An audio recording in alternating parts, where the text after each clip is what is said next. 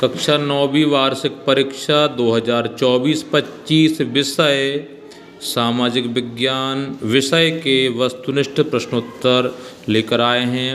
विद्यार्थियों, आप सभी ने निर्देश पढ़ लिए होंगे। चलिए हम डायरेक्टली प्रश्न को उत्तर की ओर चलते हैं। पहला प्रश्न है, निम्नलिखित प्रश्नों में से सही विकल्प का चयन करके लिखना है।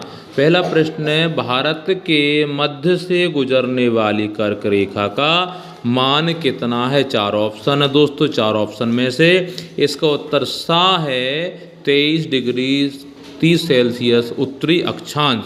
दूसरा प्रश्न है, भारत में सबसे लंबी तट रेखा वाला राज्य कौन सा है? 4 ऑप्शन में से 12 नंबर का गुजरात सही आंसर है।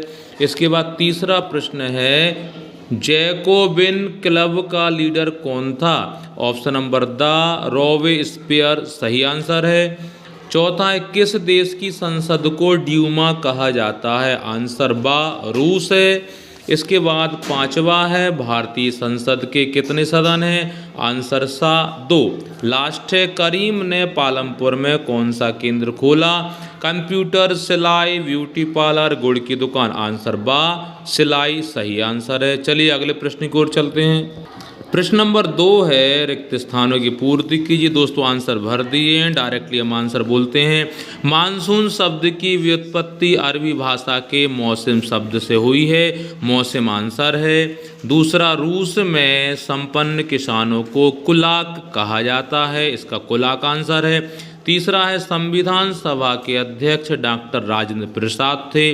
डॉक्टर राजेंद्र प्रसाद आंसर है। चौथा है, भारत का संविधान अपने नागरिकों को मौलिक अधिकार प्रदान करता है। मौलिक अधिकार इसमें छाप के ही दे दिया है। इसके बाद पांचवा है, भारत में वयस्क मत अधिकार की उम्र 18 वर्ष होती है। छठवा है, राष्ट्रीय खाद्य सुरक्षा अधिनियम 2013 में लागू किया गया। आंसर दोस्तों यहाँ से आप मिला सकते हैं, क्रम बाय क्रम यहाँ पर आंसर दिए। अगला प्रश्न तीसरा है, निम्नलिखित कथनों में सत्य अथवा असत्य कथन बताना है। पहला है, ग्रीष्म ऋतु में उत्तरी मैदान में बहने वाली पवन को व्यापारिक पवन कहते हैं। दूसरा, एक निश्चित समय अंतराल में जनसंख्या की आधिकारिक गणना जनसंख्या कहलाती है। तीसरा, सन 1914 में रूस पर जार निकोलस का शासन था। चौथा, हिटलर ने बर्लिन में आत्महत्या की थी। पांचवा, भारतीय वन अधिनियम 1965 में लागू किया गया।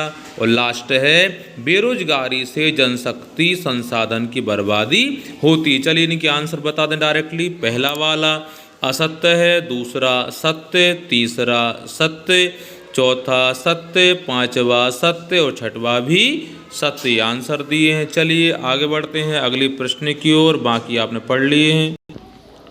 चौथा प्रश्न है, निम्नलिखित जोड़ियों का सही मिलान करना है। दोस्तों स्तंभ 1 और स्तंभ 2 दोनों दिए हैं। स्तंभ 1 में भारत, मैग्रोवन, जनसंख्या नीति, गेस्तापो, बिरसा मुंडा, संविधान सभा। अब इनके जो आंसर हैं, 1 नंबर वाला आंसर हमने यहाँ पर 1 नंबर लिखा है, 2 नंबर को 2 लिखा है। चलिए आंसर बता दें तो पहले का जो आंसर है वो एशिया है। दूसरे का आंसर तटवर्ती क्षेत्र है। तीसरे का आंसर सन 2000 है। चौथा, गुप्तचर राज्य पुलिस है। पांचवा, छोटा नागपुर है। और छठवा, दिसंबर 1946। ये नंबर डाले हैं, जिस पर 6 डाला है वो छठवा नंबर है। इस प्रकार से दोस्तों सही जोड़ी के आंसर तैयार हुए। लास्ट क्वेश्चन की ओर चलते हैं। प्रश्न नंबर 5वां है, निम्नलिखित प्रश्नों के उत्तर एक वाक्य में लिखिए। पहला प्रश्न है, विश्व का सबसे बड़ा नदीय द्वीप कौन सा है? दूसरा है, स्टेट जर्नल की बैठक कहाँ हुई थी? तीसरा प्रश्न है, दास कैपिटल किसकी रचना है? चौथा, हिटलर ने जिस विधानसभा को जन्म दिया उसे क्या कहते हैं? पांचवा, पंथ निरपेक्षता का क्या अर्थ है? छठवा है, भारत में निर्धनता रेखा का आकलन किस संस्था द्वारा किया जाता है? चलिए अब इन प्रश्नों के उत्तर। पहले का आंसर माजुली द्वीप। दूसरा, फ्रांस का जो शहर है वर्सेल्स और पेरिस, बहुत से शहर थे तो इसमें फ्रांस में वर्सेल्स या पेरिस एक आंसर लिख सकते हैं।